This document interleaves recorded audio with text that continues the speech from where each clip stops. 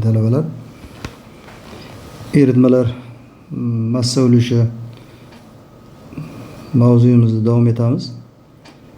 Mana bugungi birinchi masalamiz 400 gram 10% li eritmaga 50% li shu modda eritmasidan necha gram qo'shsak 25% li eritma olinadi.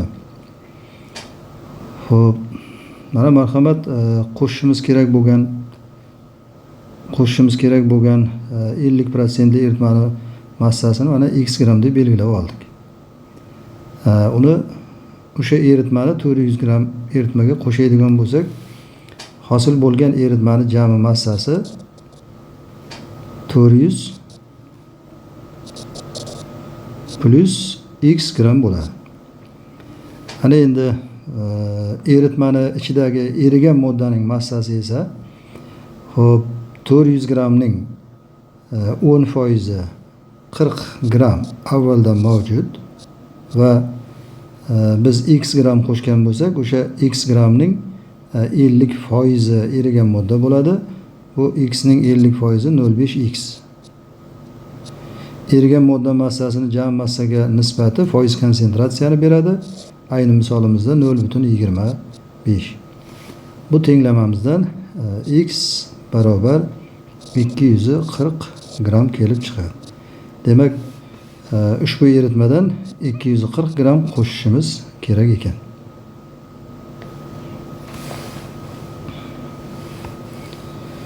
Keyingi masalamiz 400 gram 30% li 400 gram 30% li eritma tayyorlash uchun 40% li hamda 12% li eritmalardan necha gramdan olish kerak? Xo'p, buning uchun avvalo 400 gram eritmani ichidagi erigan modda massasini topib olish uchun 0,3 ga ko'paytiramiz. Uni 30% erigan moddaga to'g'ri kelganligi uchun 0,3 ga ko'paytirsak 120 gram erigan modda mavjud ushbu eritmamizda. Xo'p, endi qo'shishimiz kerak bo'lgan eritmalarni bittasini x gram, bittasini y gram deb oladigan bo'lsam, unda x bilan y ikkalasi yig'indisi 400 ni beradi. Ana bu bitta tenglamamiz o'rinli. X plus y barobar 400 gram. Ana endi bu eritmalarning ichidagi erigan modda massasi esa 0,4x.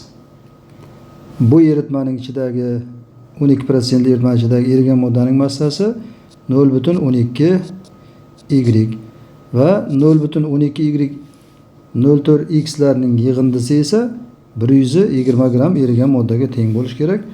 0,4x qo'shilgan 0,12y teng 120 gram.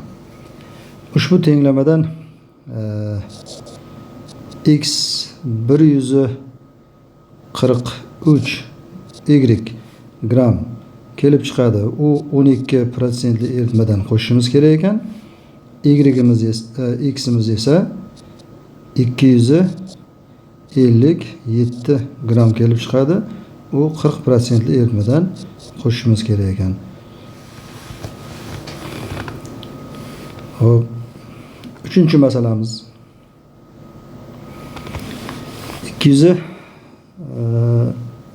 millilitr zichligi 1,25 gram taqsim millilitr 30% li sulfat kislota eritmasini tayyorlash uchun 98% li zichligi 1,84 hamda 20% li zichligi 1,12 gram taqsim millilitr bo'lgan eritmalardan necha millilitrdan qo'shish kerak?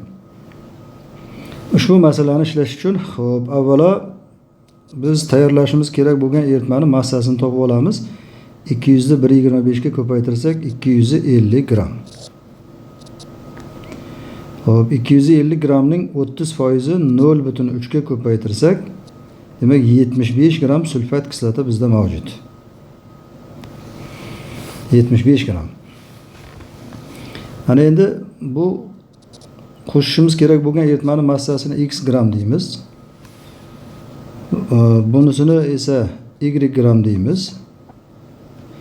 Yuqoridagi masalamiz kabi bu x gram bilan y gram yig'indisi 250 gram berish kerak. X plus y barobar 250 gram. Xo'p. Endi eritmani ichidagi sulfat kislotamiz jami bizda 75 gram va mana bu eritma bilan 20% eritma bilan 98% eritmalarning ichidagi sulfat kislotaning massasi ham yig'indisi bizda 75 gram bo'lish kerak. Buning uchun 0,2x qo'shilgan 0,98y teng 75 gram.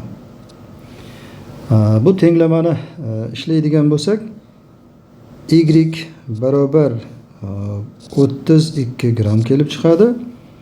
X barobar 218 gram kelib chiqadi. Demak biz mana bu eritmadan, ya'ni 20% eritmadan 218 gram olishimiz kerak ekan. Bizga bu eritmani hajmi so'ralgan.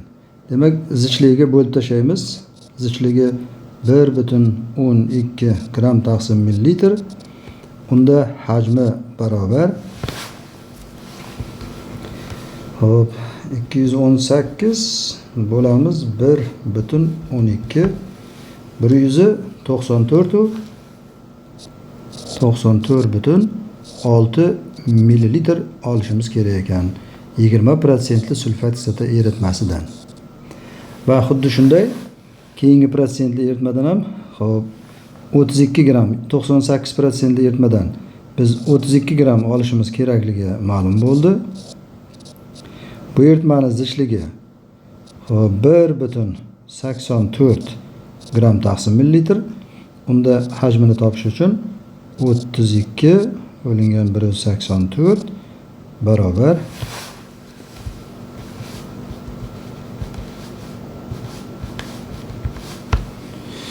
17,4 millilitr olishimiz kerak ekan. Ana masalalarning javoblari.